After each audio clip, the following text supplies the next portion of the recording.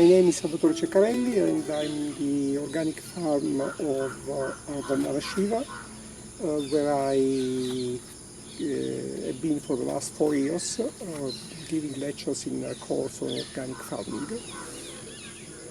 I started getting interested in the role of women in agriculture when I moved from conventional plant breeding to participatory plant breeding, because one basic concept in participatory research is that participatory research must be, by definition, inclusive. And in some countries, in some societies, it's not always easy to get women participating actively.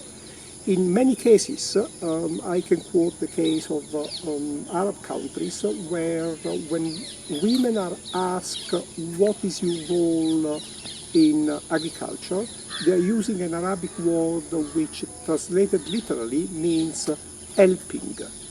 And while in fact they are waking up at 5 o'clock in the morning, preparing their breakfast for the husband and the children, working all the day in the garden, looking after the animals and going to bed as the last one. So they're actually doing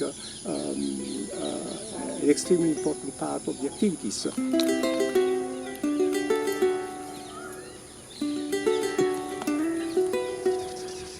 With special reference to seed, I know at least a couple of episodes which underline the tremendous importance of women in relation with seed.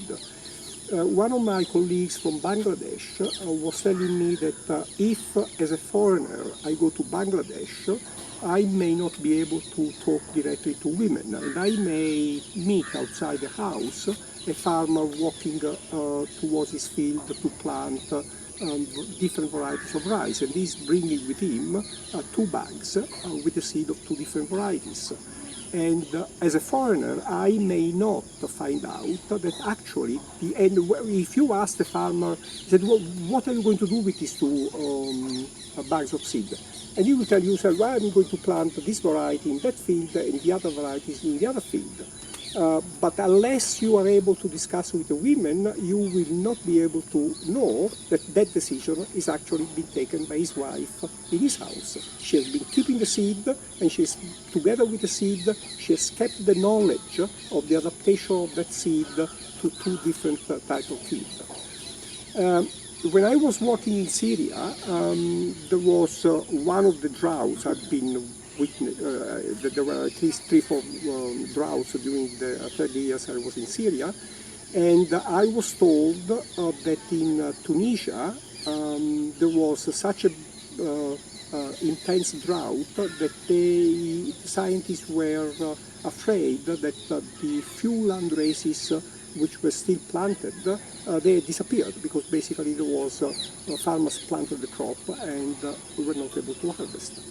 And then the year after, suddenly the land races reappeared in cultivation. And so it was very interesting to try to find out where the seed was coming from.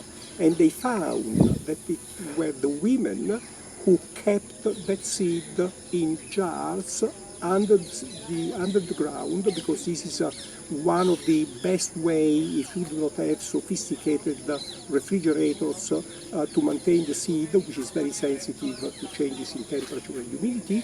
And they actually, without telling their husband, they have kept for years these land races at the ground, and they got them out at the moment in which there was no other seed available because of the previous drought.